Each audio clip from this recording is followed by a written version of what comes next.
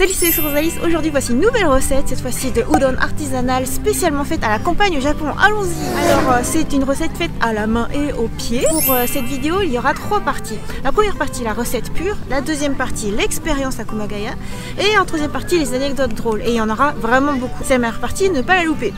Première partie donc la recette. Pour les ingrédients, vous aurez besoin de 500 g de farine de blé, environ 200 g de farine Uchiko, c'est de la farine fine de sarrasin, 220 g d'eau et 30 g de sel. C'est tout. On commence la recette à proprement parler. Commencez par tamiser la farine de blé dans un grand saladier konebachi, mélangez le sel avec l'eau pour obtenir de l'eau salée, puis déversez cette eau salée d'un coup dans le saladier. Mélangez avec les doigts en faisant guiou, en pressant bien avec les doigts, pétrir contre le saladier jusqu'à obtention d'un pâton, placez le pâton à l'intérieur d'un large sachet à pied Ashifumi sheet, plutôt vers le milieu et repliez la fermeture. Écrasez avec les pieds sans chaussures, plutôt en chaussettes. Une fois la pâte bien aplatie, la repliez en 4 comme une crêpe, puis recommencez à écraser.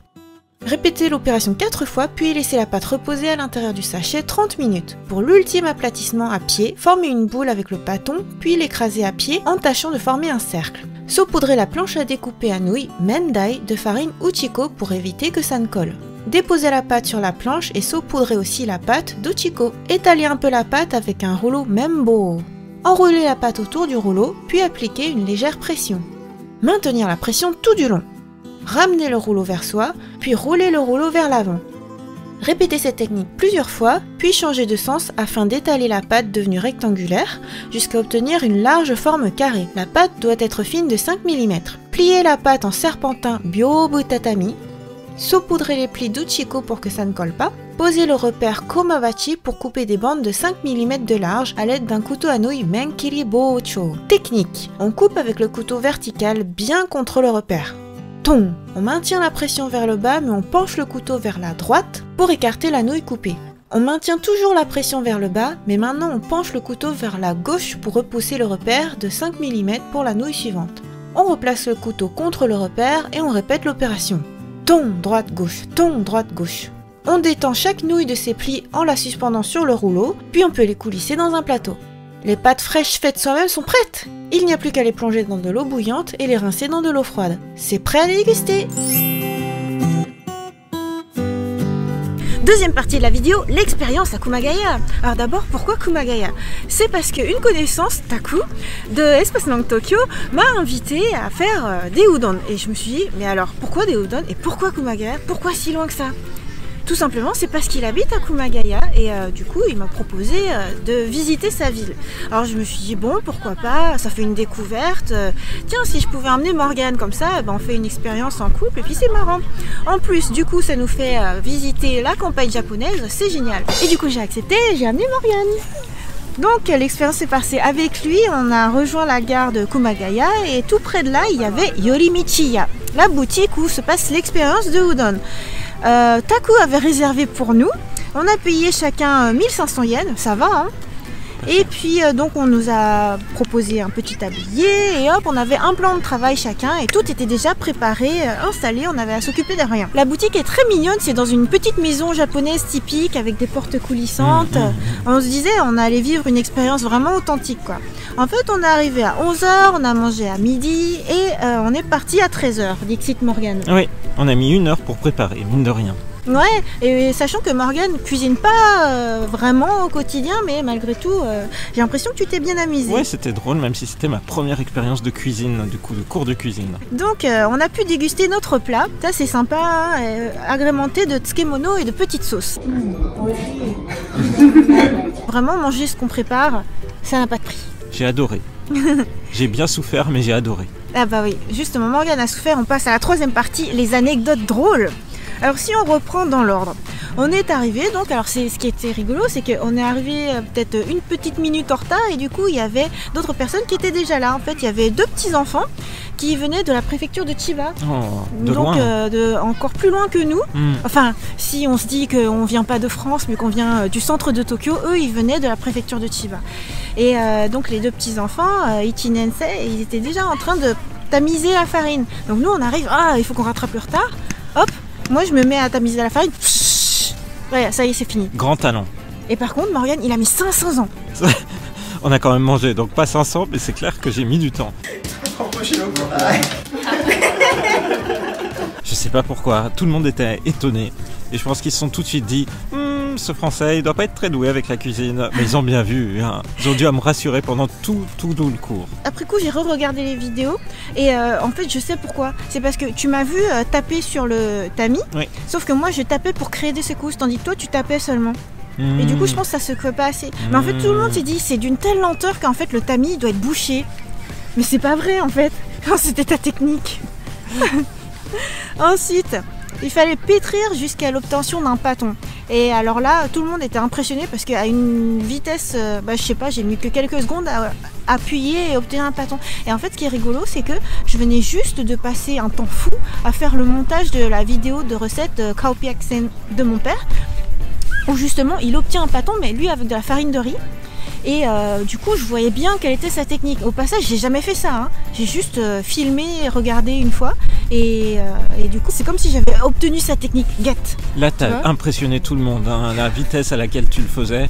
T'as eu des commentaires Josu, Josu, mais c'était pas seulement de la politesse, hein. Les gens ils ont commencé à comprendre que t'étais une master de la cuisine. C'est comme si j'avais été un slime, tu vois, et que j'avais unlock le skill écraser, pétrir à la main. Voir la chronique vidéo de moi quand je me réincarne en slime faite par Rosalis.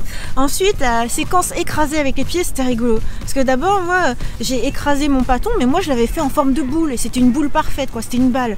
Donc imaginez que vous écrasiez une balle. En fait, déjà tu glisses un peu. Moi je fais ouh, et t'as coup tout de suite il a fait ah, c'est la meilleure réaction.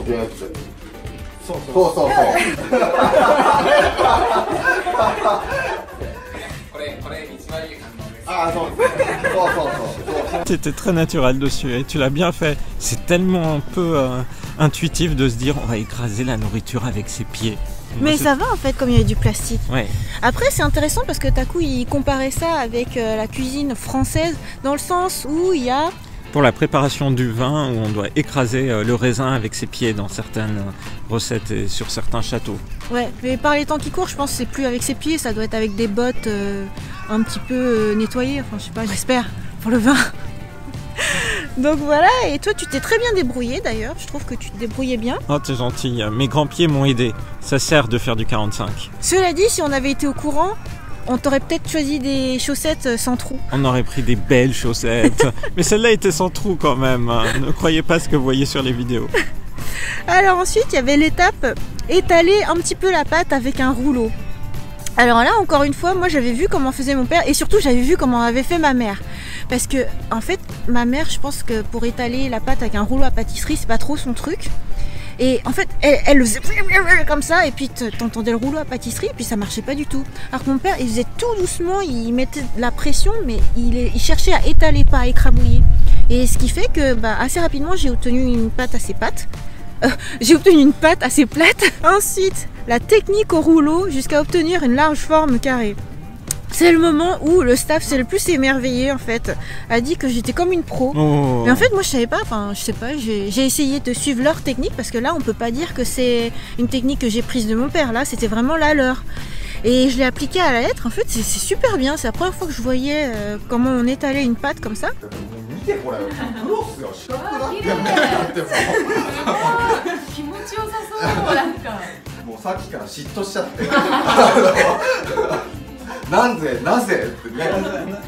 Ce qui est drôle, c'est qu'ils ont écrit sur leur blog tout de suite après Okusama ga hajimete to wa omoenai hodo tegi wa ga yoi. Du coup, en fait, il m'appelle Okusama parce qu'on est un couple et moi je suis l'épouse. L'épouse est tellement douée qu'on n'aurait pas dit que c'était la première fois qu'elle le faisait. C'est clair. Staff ichido bikkuri shimashita. Tout le staff était étonné. Danna-sama ga Okusama no sugata o mite urayamashgaru no ga wakarimasu. Warai.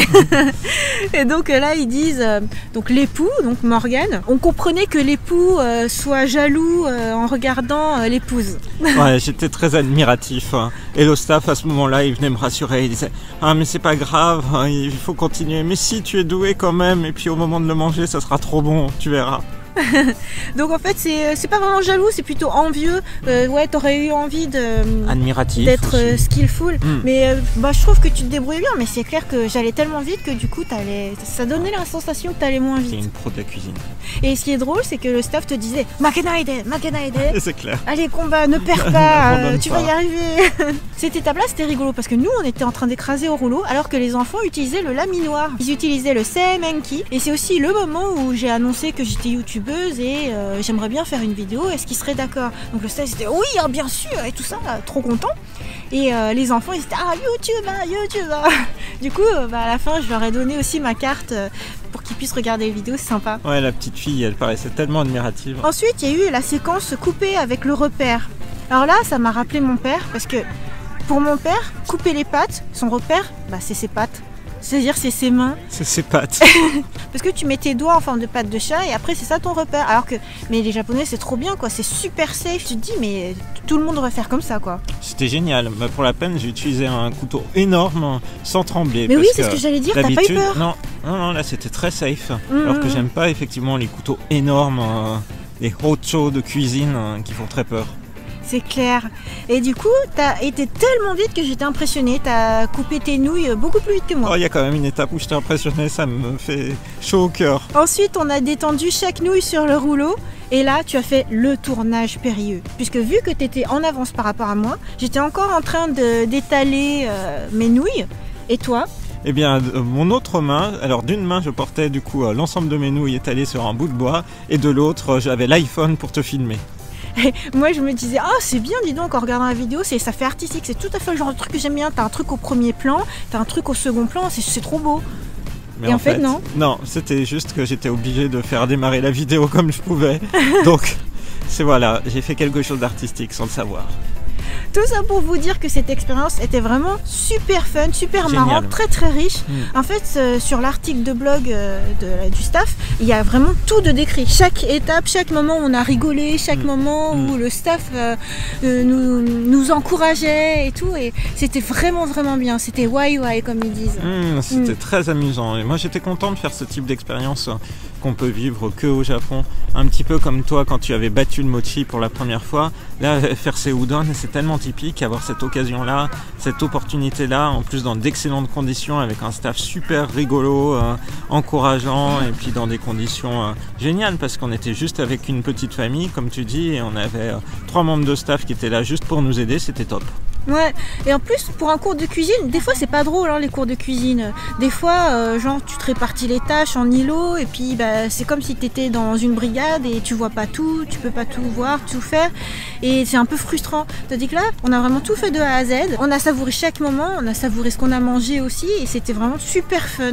Moi je dirais que rien que ça valait le coup d'aller à Kumagaya, de faire plus d'1 heure de métro pour arriver et vivre cette expérience. Et ce n'est pas la seule d'ailleurs à Kumagaya parce qu'il y a aussi la torréfaction de thé à venir dans une prochaine vidéo. J'espère que cette vidéo vous a plu. Encore une fois, on a trop aimé, c'était trop cool. La campagne japonaise, c'est top, les gens sont trop gentils. Rendez-vous donc à la prochaine vidéo. Bye bye, bye. Au passage, on est en train de tourner cette vidéo à Shinjuku Gyoen parce qu'à Kumagaya, il y avait vraiment trop de vent pour que je puisse parler. Même avec une bonnette anti-vent, ça n'aurait pas été suffisant. Mais on va vous raconter ça justement dans la prochaine vidéo. Et les cerisiers en fleurs que vous voyez justement sont de 2 jours avant mon anniversaire. Fin février, vous vous rendez-vous compte? Trop génial. Bye bye.